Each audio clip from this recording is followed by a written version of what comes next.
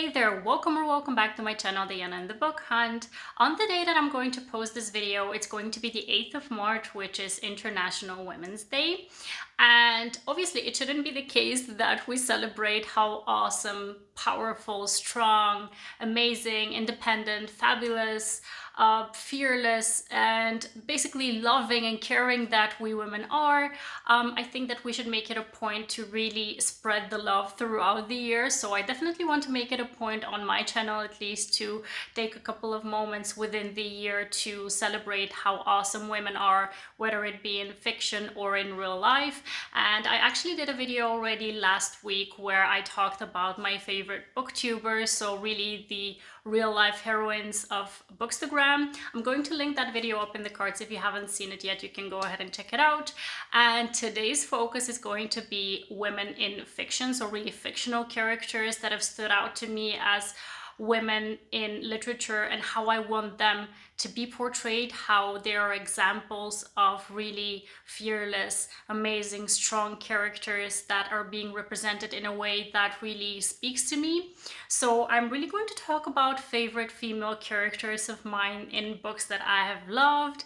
And I hope that if you haven't read any of these books that I'm going to mention, that you're going to go ahead and check them out and see how amazingly well these female leads have been portrayed. So without further ado, let me go ahead and share with you some of the fearless, amazing female leads that I have encountered in the books that I've selected for you today. Not all of them are actually romances, but have strong romances within the books. So I'm going to mention which ones are really romances and which ones you need to watch out for. And let's just dive in. The first female lead that I want to focus on is from one of the most beloved fantasy romance series in the world, I believe. I think everyone or almost everyone loves this series. It's by Sarah J. Maas and it's the ACOTAR series, which stands for A Court of Thorns and Roses. The female lead within the first 3 books is Farah, and she is a human who lives in the human realm. She's about, I think, 19 when the book starts off, when the story starts off, and she is in a situation where her father has gambled away their money. They have very little to live by, basically, and she and her 2 sisters are in a situation where they really need to do something to survive. And what she has been doing is she's been going into the woods to hunt for them, which is very dangerous. So already from the start of the story, we see how much willpower she has to help her family survive and how much badassery there is. She's a fighting spirit. She has been teaching herself to survive in the wild. And when the story starts, she actually kills a wolf, and that commences to open up a new world for her, like a magical, mythical kind of world where she is captured into this realm where there are fairies and other mythical creatures. So when she goes into that realm, she is not frightened. She is not feeling doomed. She is only thinking steps ahead of how am I going to deal with this situation? How am I going to get out of the situation if I can? And all of the obstacles that are thrown at her, she deals with them with a can-do attitude and not like, I'm giving up and I don't know how to deal with this attitude. So this is what I absolutely love when it comes to female leads, when they really focus on problem solving, on how to survive, and having a strong willpower and strong sense of self and what your capabilities are. This is something that I think should be present in a lot of the stories that we read, because this is exactly how most of the women will deal with life in general. We are not creatures who easily give up. We look for our strongest characteristics within our character and try to multitask and just get to the best of the best result that we can. So yeah, I love this about Farah. She's one of my favorite female leads, and you should definitely pick up the ACOTAR series if you haven't read it yet. The next story I'm going to mention is one of my favorites of last year. It's Abby Jimenez's A Part of Your World, and the female lead within this story is Alexis. I absolutely fell in love with this story, not only with the female lead, but also the male lead and the story overall. The female lead in this story is one who needs to be very resilient and needs to learn how to deal with a lot, because she was in a long-term abusive relationship, emotionally abusive, I have to say. And she has cut ties with her ex, but they still work at the same workplace. They're both doctors, and they also share a house. So she still really on a day-to-day basis is confronted with all of the emotional abuse that she has needed to go through. And to top all of that, her family basically is supporting the ex and not her. So she really is dealing with a lot of emotional turmoil, and she really needs to be very resilient and learn how to step up for herself and really defend her decision to not be with an emotional abuser, not only to her like family but also to her friends. It kind of looks like she's alone, like alone against everyone in the world, and I really love that she didn't give up and she really stood up for herself, and she found a way to broaden her horizon through the love interest in the story, because she met him in a very different setting than where she lives and the people that she hangs out with. He really opens up her eyes and her world to how shallow sometimes her friends and family think of different people and different circles. And I really love that even though she is the older one and is supposed to be a more mature character, she's the one who really is getting schooled. She's getting the lessons in life that she has failed to learn on her own, and she's open for it. She is not like closed down to any kind of new experiences, and I really love that about her, and I love how the story turned out in the end. So yeah, I love this book, and I definitely recommend it. If you haven't picked it up yet, you definitely should. Next up, I'm going to talk about a heroine in a book that is not strictly a romance. Typically a romance is a book that will have a happy ending, and this book, not everyone considers it to have a happy ending, so I do want to warn you about that you need to research it before you pick it up if you haven't read it yet. The book is called Bright Side by Kim Holden, and the heroine within the book is called Tate. She's the type of character where if life serves her lemons, she's going to make lemonade and then take a shot of tequila with a lemon and then bake a lemon custard pie, and she's gonna eat it up and she's going to be like, bring it on, I can take more. I love that about her. She has the positive attitude towards anything that life throws at her, and she's like, if I'm going to have it this bad, I'm just going to go about it with a positive attitude and make the best of it. She has an illness, and she decides that before life makes it impossible for her to enjoy the things in life, she's just going to live her best life. So she goes off to college, she meets an amazing guy, she has an amazing best friend with whom she has an amazing relationship, and she really just wants to make the best of it, basically. I love positive attitudes within books, because sometimes we really get stuck upon whenever someone brings us bad news, and we really start to fear everything that is going to happen. We fear the unknown. If we get served bad news, we're like, okay, so how am I going to deal with it? Will everything be all right?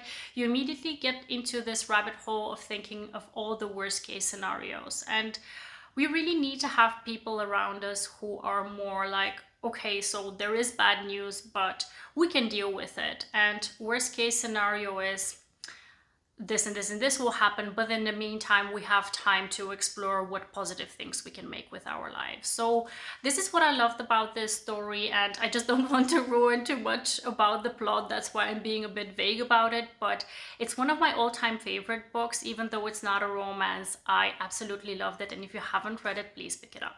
Next up, I'm going to talk about a book that I just recently read, but I fell in love with the heroine within the book. The book is called Finding Jean Kelly by Torie. The heroine within the book is Evie, and she has a chronic illness. She is dealing with endometriosis, and this one actually has a happy ending, so you can definitely pick it up if you're looking for a romance with really good representation of a chronic illness. And what I loved about this book is how real it felt. I mean, the heroine just doesn't hold back and really letting us into her thoughts and also into her life with how she's dealing with such a very difficult chronic illness to have, because it's one where you don't really have any relief. There is no cure for it. There is no real like treatment that you can go through that it will make it easier for you to live with it. So she is just really real. When she's having a bad day, she's having a bad day. When she's having a lot of pain, she just needs to sit down at home and deal with it with her heat blanket or heat pad, and really presents a realistic picture of how someone with a chronic illness is living day by day.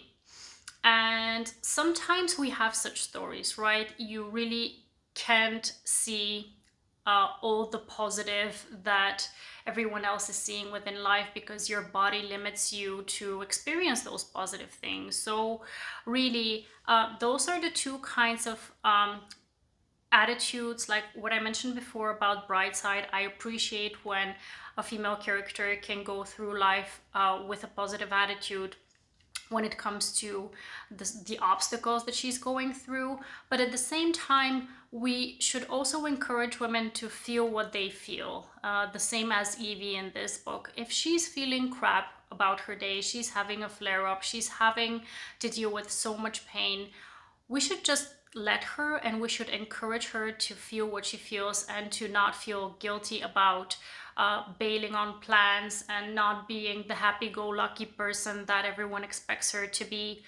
We should just encourage everyone to be what they are and not be limited to feeling guilty or remorseful or bad or just feeling negative about themselves just because they're dealing with a chronic illness. So within this story, I really appreciated the realness of the situation and the feelings and the thoughts of the heroine, but also how she was educating people around her about how she feels and what she deals with so that they know how to treat her back.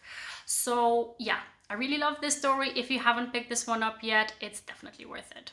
I cannot do a video about awesome female heroines without mentioning a Kennedy Ryan book with a Kennedy Ryan heroine. I'm going to focus on Before I Let Go by Kennedy Ryan, and the heroine within this book is Yasmin.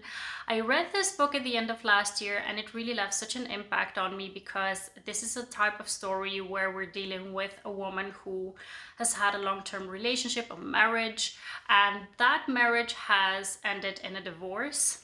And we're really seeing what went wrong throughout the story and how she has been dealing with depression, with a very traumatic event that she went through, and how she is getting back on her feet and getting back to feeling like her own self and really starting to let people back in because she closed everyone off when she went through her trauma. And this is the type of story that, again, is very real. So whenever you go through like a traumatic event, sometimes you need to really go through it on your own. You cannot, even if people want to help you, you feel like no one is understanding your pain, your thoughts, your feelings, your emotions, and you just want to go through it on your own. And I love that she really stood up for herself and decided to cut ties, focus on her own healing, and then once she is healed, she then goes about really reinventing her reality again. So really reintroducing herself into society. While it may not be for everyone, not everyone may recognize themselves in such a way of going about a situation. I just appreciated that that was the way that she healed herself, and she is such a strong, amazing character, and she is flawed. She is flawed and she accepts it and she works through it, and that is how we should be in life. Not everyone is perfect. no one is perfect. So whenever you have flaws, you just work through them. You take the adult way out, which is talking, going to therapy, letting people in at the right time when you're ready for it, and then apologizing to the people you've hurt.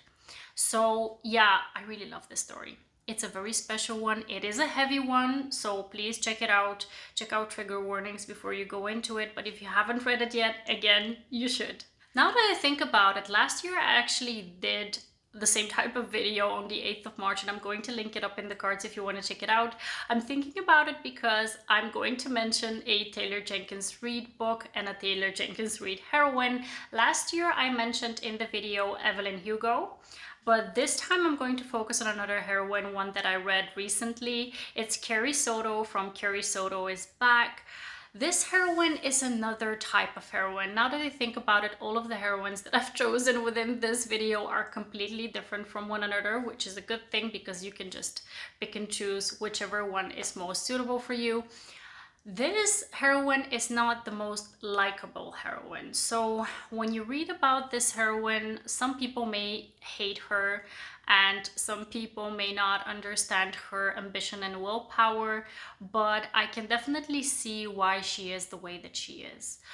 She is a professional tennis player who throughout her whole life has been striving to be the best, really take all the titles she can, be number one and smash all of the records that have existed before her and be really at the top. She has achieved this and she has gone into retirement because of injuries, and a couple of years after her retirement, her records are basically in threat of being smashed by another tennis player.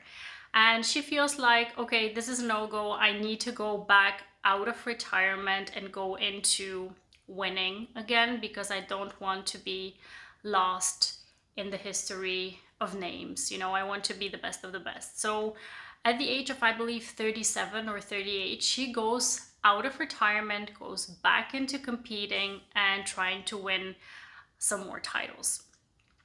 I am in awe of all kinds of sports or athletes, basically, female athletes who have such an amazing determination and discipline and ambition that they really, like warriors almost, go about fighting for being recorded in history as the best.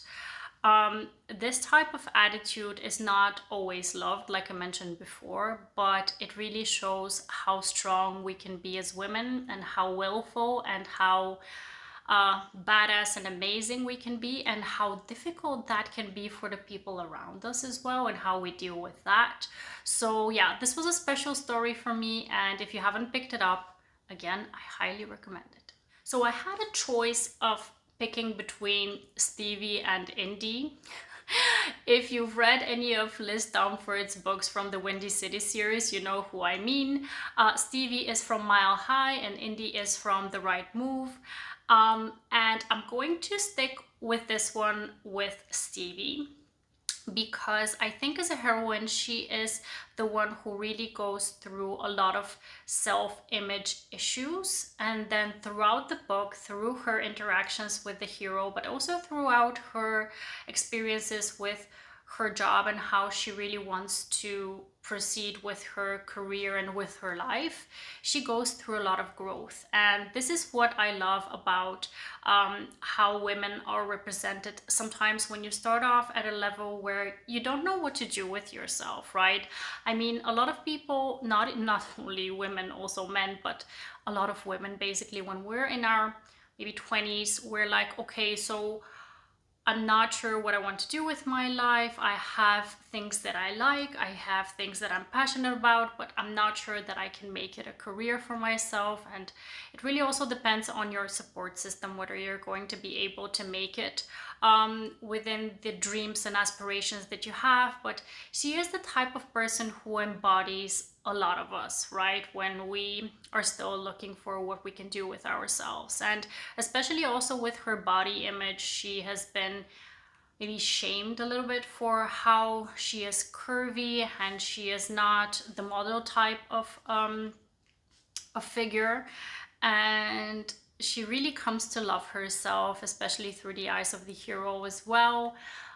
So yeah, this is the type of story where the heroine learns about self-love. So I love this about this story, and actually both of the stories are worth it when it comes to strong heroines. Indie is amazing as well, but just for the sake of picking one of the two, I'm picking Stevie. I wanted to include one last book, or actually it's a series again, because I also want to include a heroine within a mafia series. I haven't read a lot of mafia series, to be honest, but this one is one where the heroine is actually the lead within the mafia. It's Hades, from the Hades series by Tate James, and this woman is a badass. She is at the head of the mob, and she is such an amazing example of how women can rule the underworld. I mean, I know that it's typically a man's job and it's all aggression and firearms and killing people and torturing people. Well, women can do that too, okay? So she is an example of that. It's actually a why choose romance. So within this story, we have a woman who has 3 love interests, and there is a very big villain who also has a romantic entanglement with her in the past.